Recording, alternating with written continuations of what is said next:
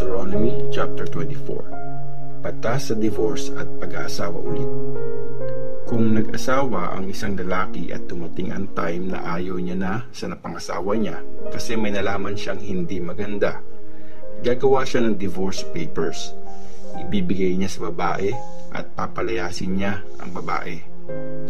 Pag nag-asawa ulit yung babae at inayawan na naman siya ng pangalawa niyang asawa, binigyan ng divorce papers at pinalayas o kaya mabiyuda siya, hindi na siya pwedeng balikan ulit ng una niyang asawa. Galit na galit si Lord sa ganun. Nadumihan na kasi yung babae. Hindi nyo dapat gawin yon dahil madudumihan ang lupain na ibibigay sa inyo ni Lord na inyong Diyos. Iba't ibang batas. Pag bagong kasal ang isang lalaki, hindi siya pwedeng pilitin mag-serve sa army o kahit anong trabaho para sa bayan ng isang taon. Hahayaan muna silang mag-enjoy ng asawa niya. Pag magpapautang ka, huwag mong kunin bilang sangla yung gilingan niya sa paggawa ng pagkain. Pag ginawa mo yun, para mo na rin siyang tinanggalan ng paraan para mabuhay. Pag may kumidnap sa inyo ng kapwa nyo Israelite, tapos inalipin o binenta yun, dapat patayin yung kidnapper para mawala ang kasamaan sa bayan nyo. Pag meron sa inyong may malalang sakit sa balat, dapat niyang sundin ang pinapagawa ng mga paring Levite dahil yon ang utos ko sa kanila. Tandaan nyo yung ginawa ni Lord na inyong Diyos kay Miriam nung umalis kayo sa Egypt. Pag nagpautang kayo sa kapwa nyo Israelite, huwag kayong pumasok sa bahay niya para kunin yung sinanla niyang balabal. Maghintay kayo sa labas at hayaan niyong siya mismo ang mag-abot nun sa inyo. Kung mahirap lang siya, huwag niyong palipasin ang gabi na nasa inyo ang balabal. Sa gabi, ibabalik niyo yon para may magamit siya sa pagtulog. Pag ginawa niyo yon, ipagpipray niya na i-bless kayo at ituturing kayong matuwid ni Lord na inyong Diyos. Huwag mong i-delay ang sahod ng servant mong mahirap at nangangailangan, Israelite man o dayo na nakatira sa bayan nyo. Ibigay mo ang sweldo niya bago matapos ang araw kasi mahirap lang siya at inaasahan niya yun. Pag di ka nagbayad on time, magsusumbong siya kay Lord at mapaparusahan ka dahil sa kasalanan mo. Hindi dapat parusahan ng kamatayan ang mga magulang pag mga anak ang nakagawa ng krimen. Pag mga magulang naman ang nakagawa ng krimen, hindi anak ang papatayin. Ang mismong nagkasala ang dapat patayin. Maging patas kayo sa mga dayo at sa ulila. At huwag niyong kunin yung balabal ng isang byuda bilang sangla. Tandaan nyo, dati rin kayong mga alipin sa Egypt. Mula doon, niligtas kayo ni Lord na inyong Diyos, kaya ako ito inuutos sa inyo. Pag nag-harvest kayo sa bukid nyo at may naiwang isang bundle doon, huwag nyo nang balikan. Iwan nyo na yon para sa mga dayo, ulila at biyuda para i-bless ni Lord na inyong Diyos ang lahat ng ginagawa nyo. Pag nag-harvest kayo ng olives, huwag nyo nang balikan yung mga naiwan sa puno. Iwan nyo na yon sa mga dayo, ulila at biyuda. Pag nag-harvest kayo ng ubas, huwag nyo nang balikan yung mga naiwan sa puno. Iwan nyo na yon sa mga dayuhan, ulila at biyuda. Tandaan nyo, dati rin kayo mga alipin sa Egypt. Yan ang dahilan, kaya inuutos ko ito sa inyo. Deuteronomy chapter 25. Kung may dalawang Israelite na nag-away at tinala sa korte ang kaso, at na-declare yung isa na guilty at yung isa hindi. Tapos kung ang parusa sa guilty ay paglatigo, patatapain siya at lalatiguhin sa harap ng judge. Yung dami ng paglatigo ay depende sa bigat ng kasalanang nagawa. Pwede siyang latiguhin hanggang 40 times lang kasi kung lagpas pa doon, mapapahiya na siya sa harap ng mga tao.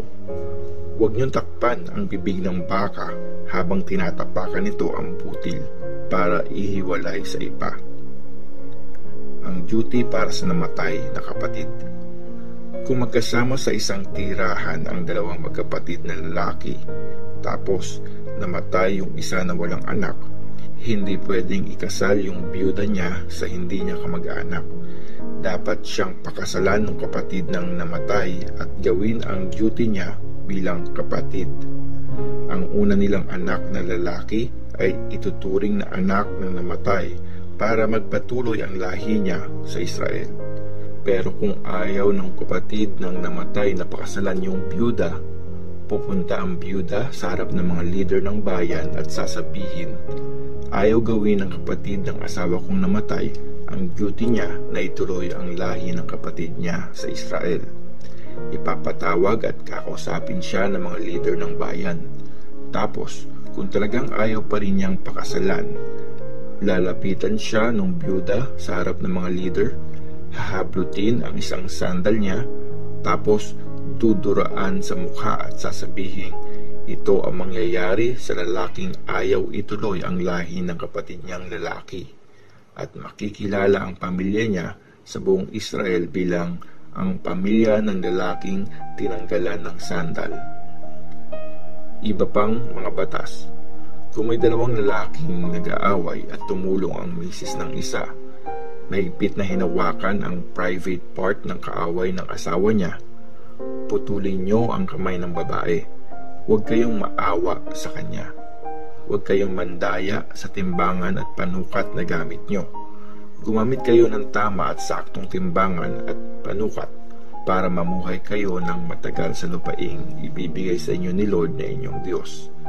Galit na galit si Lord sa mga mandaraya. Ang utos na patayin ang mga Amalekites.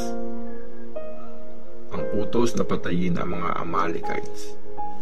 Tandaan nyo ang ginawa sa inyo ng mga Amalekites nung umalis kayo mula sa Egypt. Lumusob sila sa likuran nung pagod at nanghihina kayo. Tapos pinatay nila yung mga nasa hulihan. Wala silang takot sa Diyos. Pag natalo nyo na lahat ng kaaway nyo sa lupaing ibibigay sa inyo ni Lord na inyong Diyos, ubusin nyo ang mga Amalekites para tuluyan na silang makalimutan ng buong mundo. Tandaan nyo yan. Deuteronomy chapter 26. Instructions sa unang harvest. Pag nakuha nyo na ang lupaing ibibigay sa inyo ni Lord na inyong Diyos at nakatira na kayo doon, ilagay nyo sa isang basket yung unang parte ng harvest nyo. Dalhin nyo yon sa lugar na pipiliin ni Lord na inyong Diyos kung saan siya i-worship. Pumunta kayo sa priest na in church doon at sabihin nyo, dinideclare ko sa harap ni Lord na aking Diyos na nandito na ako sa lupaing pinangako niya sa mga ancestors namin. Kukunin ng priest yung basket sa inyo at ilalagay sa altar ni Lord na inyong Diyos. Tapos, sasabihin nyo sa harap ni Lord, isang pag-alagalang Aramean ang ancestor ko. Sinama niya ang pamilya niya sa Egypt para dun tumira. Konti lang sila nung time na yon pero dumami sila at naging isang malakas na bayan. Naging malupit ang mga Egyptians sa amin. Pinahirapan at inalipin kami ng sobra. Kaya nag-pray kami. Umiyak kami kay Lord na Diyos ng mga ancestors namin. Pinakinggan niya kami at nakita niya ang hirap, pagod at pang-aaping dinadanas namin. Niligtas kami ni Lord mula sa Egypt gamit ang lakas at kapangyarihan niya. Gumawa siya ng mga himala at mga nakakatakot na bagay. Dinala niya kami dito at binigay sa amin itong lupaing mayaman at sagana. Kaya ito ngayon, Lord, dala ko ang unang parte ng bawat harvest ko sa lupaing binigay mo sa akin. Tapos, ilagay nyo yung basket sa harap ni Lord at mag-worship sa Kanya. Magsa-celebrate kayo ng pamilya nyo, mga Levites at dayuhan sa lahat ng kabutihan sa inyo ni Lord na inyong Diyos. Tuwing pangatlong taon, ibibigay nyo ang 10% ng harvest nyo sa mga Levites, dayuhan, ulila at biyuda para may makain sila at mabusog. Tapos, sasabihin nyo ito kay Lord na inyong Diyos. Tulad nga ng lahat ng inutos mo, nabigay ko na ang 10% ng harvest ko sa mga Levites, dayo, ulila at biyuda. Wala akong nilabag o kinalimutan sa kahit ano sa mga utos mong ito. Hindi ko binawasan yung 10% ng harvest ko nung nagluluksa ako. Hindi ko ito nilabas ng bahay nung tinuturing akong madumi. At hindi ko rin ito inoffer sa mga patay. Sinunod kita, Lord aking Diyos. Sinunod ko lahat ng utos mo tungkol dito. Kaya mula sa tahanan mo sa langit, tingnan at i-bless mo ang bayan mong Israel at ang lupaing mayaman at sagana na binigay mo sa amin, tulad ng pinangako mo sa mga ancestors namin. Ang bayang para kay Lord. Ngayong araw na ito, inutusan kayo ni Lord na inyong Diyos na gawin ang mga utos at instructions niya ng buong puso at isip. Ngayong araw, dinideclare nyo na si Lord ang inyong Diyos. Sumunod kayo sa Kanya at gawin ang mga instructions, utos at rules niya. Ngayong araw ding ito, dineclare ni Lord na kayo ang bayan niya, gaya ng pinangako niya, kaya dapat sundin nyo lahat ng utos niya. Gagawin niya kayong pinakamalakas na bayan sa lahat ng bansang create niya. Pupurihin kayo at paparangalan. Kayo ang magiging banal na bayan ni Lord na inyong Diyos, gaya ng sinabi niya. Deuteronomy chapter 27. Altar sa Mount Ebal. Binili ni Moses at ng mga leader ng Israel sa mga tao. Sundin niyo lahat ng inuutos ko sa inyo ngayon. Pagtawid nyo sa Jordan River at nakapasok na kayo sa lupaing pinangako ni Lord na inyong Diyos, kumuha kayo ng malalaking bato at tapalan nyo yon ng pinong limestone. Isulat nyo doon lahat ng mga kautosang sinabi ko pag nandun na kayo sa mayaman at saganang lupaing binigay ni Lord na inyong Diyos. Yun ang lupaing pinangako ni Lord na Diyos ng mga ancestors nyo.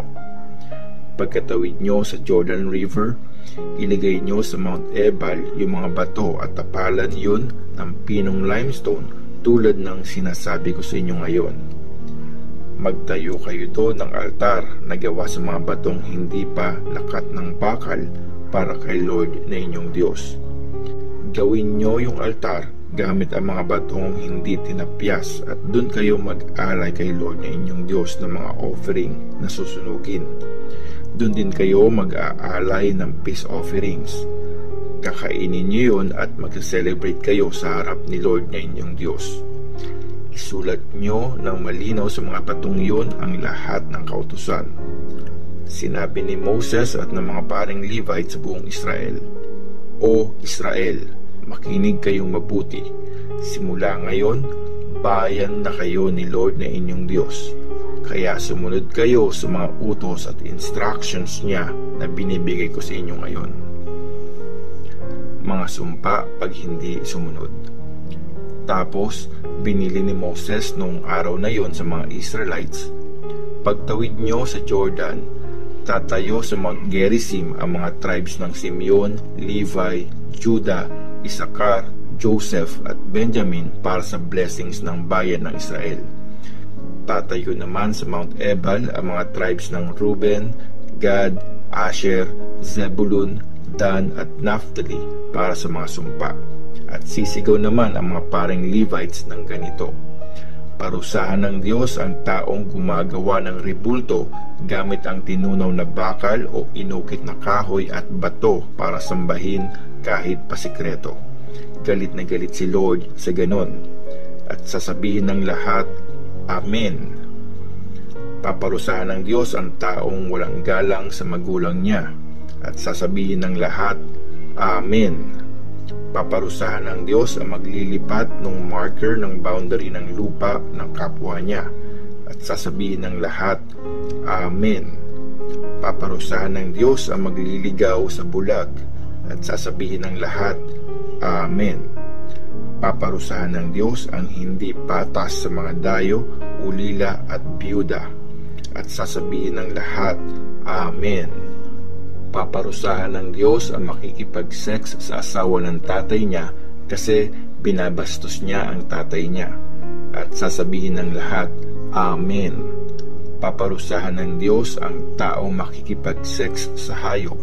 At sasabihin ng lahat, Amen. Paparusahan ng Diyos ang taong makikipag-sex sa kapatid niyang babae kahit na half-sister niya yon sa tatay o sa nanay niya. At sasabihin ng lahat, Amen.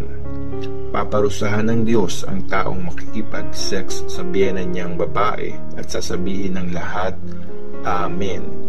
Paparusahan ng Diyos ang taong pumatay ng kapwa niya kahit pasikreto at sasabihin ng lahat, Amen. Paparusahan ng Diyos ang taong tatanggap ng bayad para pumatay ng taong walang kasalanan at sasabihin ng lahat, Amen. Paparusahan ng Diyos ang taong hindi susunod sa mga kautosang ito at sasabihin ng lahat, Amen.